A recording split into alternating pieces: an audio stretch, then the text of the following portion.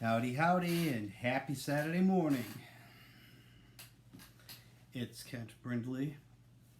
I am going to present to you my top 10 favorite cartoons that were introduced to me by the USA Cartoon Express. The Cartoon Express predates Cartoon Network by... They finally quit airing Hanna-Barbera properties about 5 years before Cartoon Network came along. TNT picked up most of the Hanna-Barbera properties for a little bit. But my memories of the USA Cartoon Express were not only to be introduced to 60s, 70s, and 80s Hanna-Barbera that I otherwise had never seen, but they were memories of hanging out at my late grandmother's house. My sister and I just curled up with Grandma watching Cartoon Express all morning. I only watched it in syndication, so I kind of missed what the Saturday and Sunday blocks too. But here we go. Top 10 cartoons introduced to me by the USA Cartoon Express.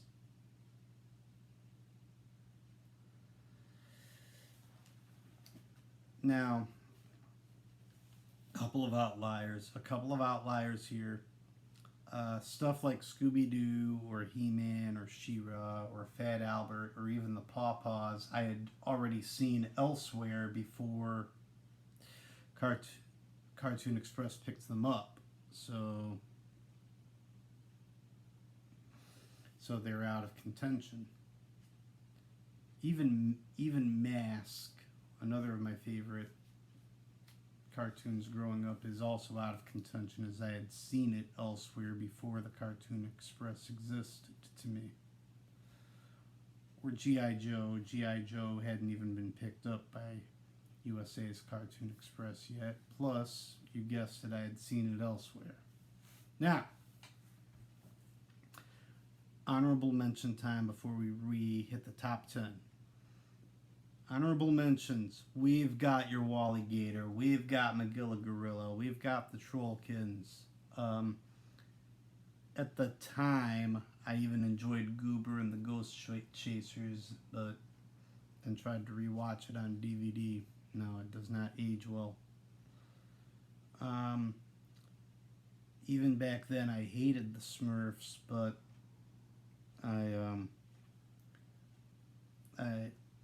back when I was about 4, I approved of the Snorks.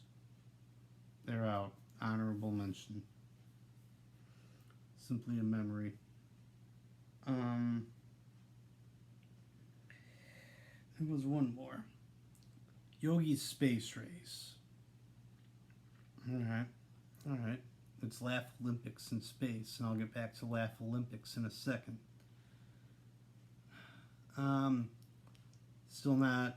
Still the idea of Yogi's Space Race did not age well to me. Honorable mention. I mentioned Wally Gator. I mentioned Quick Draw McGraw. Yeah. Another Hanna-Barbera property that I really wish they'd release on DVD, but just doesn't quite make the list. Top 10 vintage Saturday morning cartoons introduced to me through viewing the Cartoon Express. Number 10.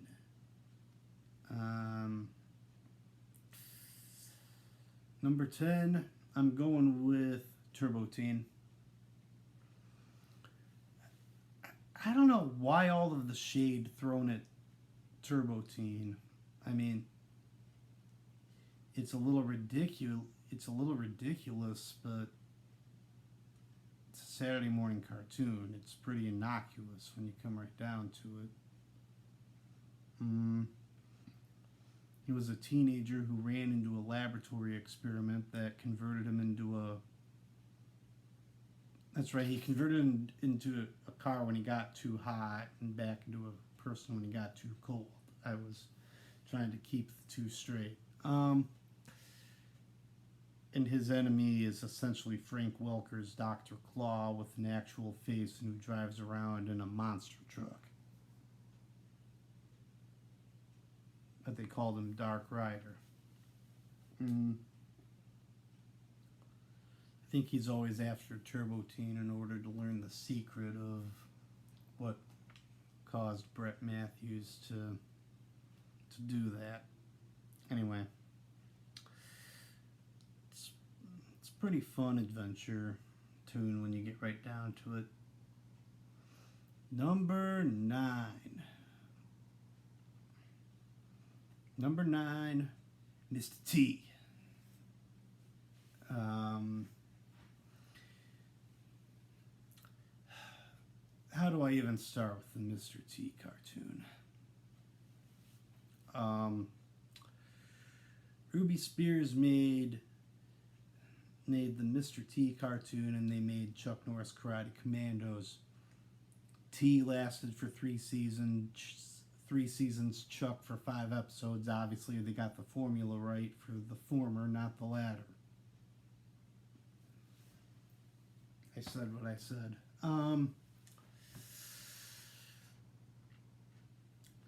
For me, Cartoon Express was in the mornings. The A-Team came on in the afternoons because Fox 17 had picked up the rerun rights at the time. So, or was it about 4 or 5 years old watching the A-Team, I knew who Mr. T was.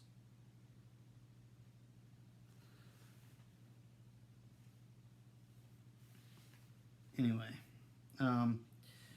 so they took away the A-Team and made Mr. T a gymnastics coach for the D-list team of gymnasts and sleuths. There was something good about this, and it may have been the bookends of the live-action T sharing the message of the day. Again, I'm trying to rewatch these on DVD now, and some of the episodes hold up, others simply don't. Alright. Number 8. Jabberjaw, yak, yak, yak. You move Scooby-Doo and Mysteries Inc. under the sea. You turn Scooby-Doo into a drum-playing great white shark who talks like one of the Three Stooges, and you let them solve mysteries. If Scooby-Doo had followed the Mysteries 5 formula, he would have been a drummer in a band. No. How do I say this? Jabberjaw was definitely a knockoff of Scooby-Doo, and the rest of the Neptunes were definitely supposed to be the kids from Mystery Inc. 2 or 3 episodes may hold up today. I'm trying to rewatch these on DVD again, and 2 or 3 out of 16 episodes may hold up. It's not that bad. The opening title sequence might have gotten me when I was little. Yeah. That's what it was. Alright, that was number 8 with Jabberjaw. Number 7. I'm going with Challenge of the GoBots on this one. When it comes down to G.I. Joe versus Transformers, I was always a G.I. Joe kid. That actually might make a lick of sense. When it came down to the Transformers versus Challenge of the GoBots, I was a GoBots kid. Um, to this day, GoBots is the one that I have on DVD and will occasionally try to rewatch an episode. The origin story was good. The Escape from Gobatron saga was good, and there may or may not be 5 or 6 standalone episodes that are good.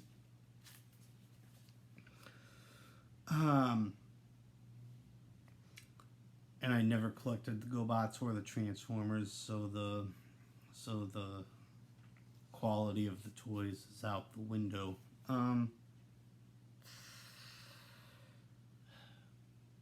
What was it about GoBots? At 4, maybe 5 years old, I knew that Scooter's voice was annoying.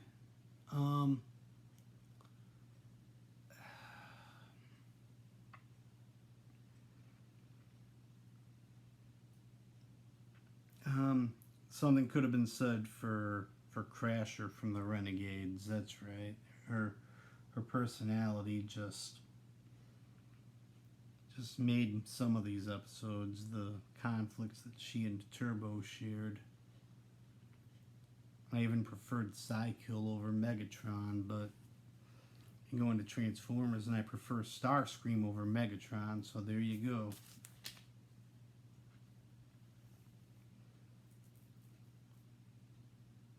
I moved some of these around since I first picked them. What was that, number 7? Yes. Alright, number 6. Captain Caveman and the Teen Angels. Captain Caveman and the Teen Angels. Now we're turning Scooby-Doo into a prehistoric caveman with an all-purpose magic club, and replacing the idea of Mystery Inc. with 3 gorgeous women, not unlike Charlie's Angels, making them childish mystery solvers. Okay, now we're getting somewhere, Hanna-Barbera.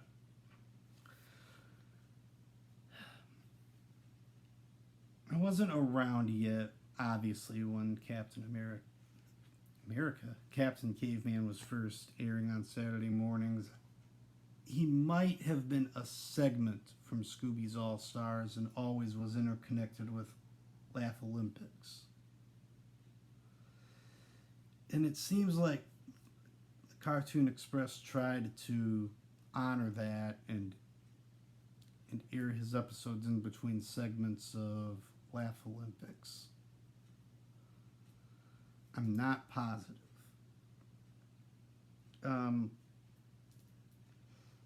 Now, I have to admit, Captain Caveman was a little obnoxious. Especially the stock yell that Don Messick always did. Taffy Dare might have saved Captain Caveman for me. Even when I was little.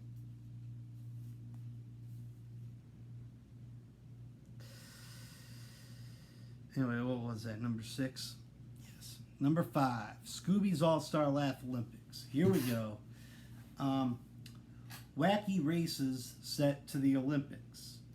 We've got the Scooby-Dooby team, including Blue Falcon, Dynomutt, Tinker, Speed Buggy, Genie and Babu for some reason.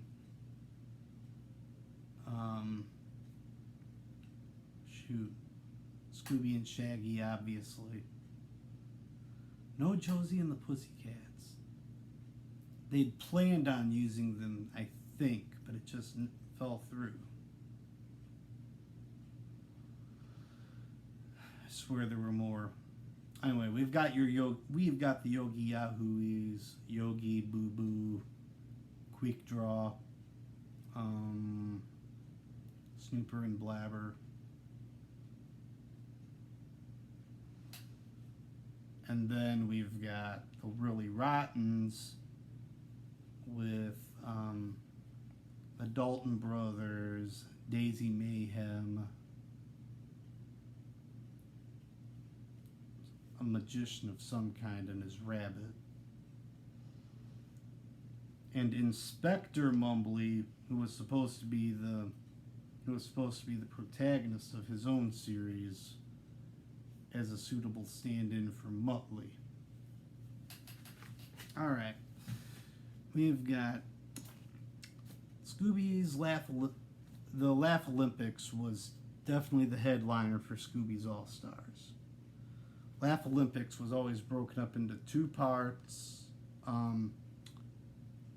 for one foreign location for one international location for each part. A bunch of Olympic events were built in somewhere. And unlike Wacky Races, where Dastardly and Muttley never won, there were times that the Really Rottens actually won the entire event. And other times when the Scooby Doobies or Yogi Yahooies would get penalized for cheating in said events. Yeah, good stuff. It was a nice crossover between cartoons. Nice crossover between Hanna-Barbera properties. Number 4. At number 4, we've got Dynomutt and the Blue Falcon. Man, at the time I loved watching Dynomutt. I loved watching these adventures when I was little. Honestly, at least half of the episodes are still watchable. They're still viewable. I mean, well, half of the episodes of season 1 that were actually released on home media. We're still waiting on season 2.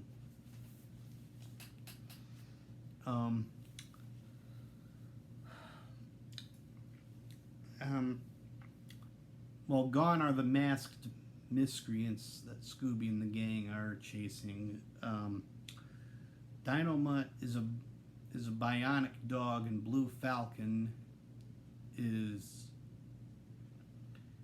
a straight-laced, often stoic Batman taking on actual criminals, going after actual criminals and actual nemesis. The Worm, Lowbrow, the Gimmick,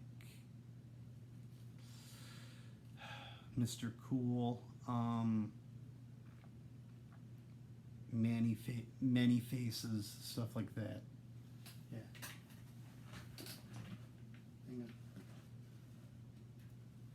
on. Okay. Hang on. All right. This is Many Faces. I meant to say Many Faces. Put him back later. Anyway, can find his weapon later for that matter. Anyway, this was definitely a crossover between Batman 66 and Scooby-Doo. Hanna-Barbera did it fairly well, considering the source.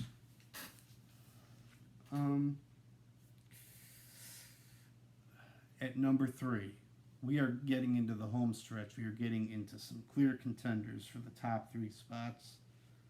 We have got the Herculoids. The original 1960s series of the Herculoids. We're not talking about Space Stars. The Herculoids were from the planet Amzad. That's right, it only turned into Quasar and Space Stars, I think. Yeah, the Herculoids were from the planet Amzad, along with Xandor, their leader, his wife Tara, and son Dorno, and were always going up against invading forces of their home planet.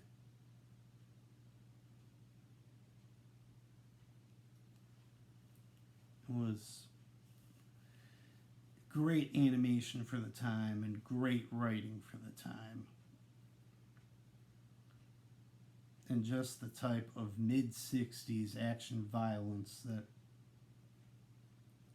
that eventually turned into Hanna-Barbera having to lean on Scooby-Doo and the mystery-solving trope because of complaints about Alex Toth's work with Space Ghost, with Herculoids, with Birdman, with Galaxy Trio, But the Herculoids is a classic, and many of their episodes still stand up to this day. Number 2, Space Ghost. Yes, Space Ghost. The original Space Ghost. Not Space Stars, not the talk show host Space Ghost. The original Space Ghost. Everything right about what Alex Toth did for animation was Space Ghost. Dino Boy need not apply. We're talking strictly about Space Ghost. And such enemies as Metallo, Moltar, Zorak. Yes.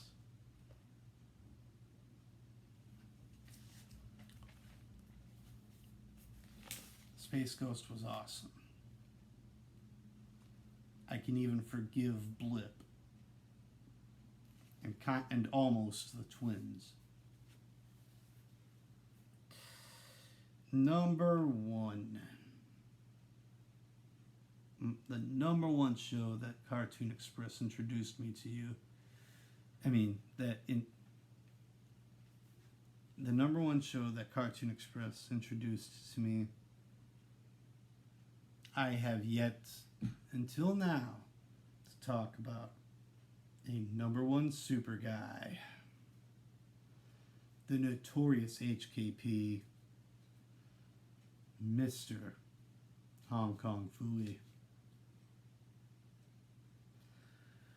Hong Kong Phooey was probably the correct mixture of action and comedy that the censors wanted Hanna-Barbera to be using. And of course, my memories of Hong Kong Phooey were to be curled up on the couch watching it with my grandmother as soon as I heard the opening theme music come out. Oh yeah. I'll say it again, even the worst of cartoons had the best of opening title sequences. And Hong Kong Phooey's opening title credits always got me to drop whatever I was doing and settle in. Same with Dino Mutt, kind of. Yeah. With Space Ghost and Herculoids, they never actually used their opening title sequences. They used their episode cards. At least Monday through Friday, that's what they did. I did not watch Cartoon Express on the weekends, so I wouldn't know. Hong Kong Phooey was Penry Pooch, the mild-mannered janitor for police department. He was always accompanied by his faithful cat Spot, and half the times Spot made the arrest for Hong Kong Phooey, the other half of the times he simply bungled his own kung fu just right to make the arrest himself. And he was just so naive that he actually believed himself to be a better crime fighter than he was. Was it boastfulness? Was it arrogance, or was it the fact that he was just so naive?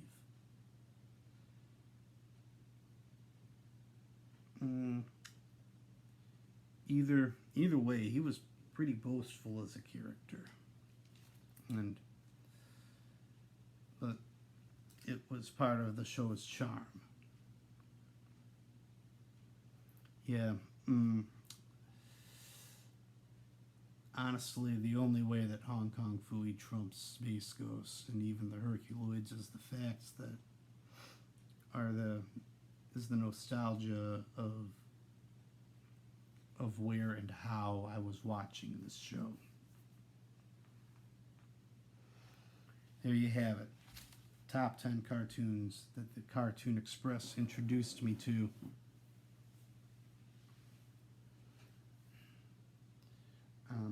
There were obviously a lot of good Hanna-Barbera and Ruby Spears memories incorporated into the Cartoon Express.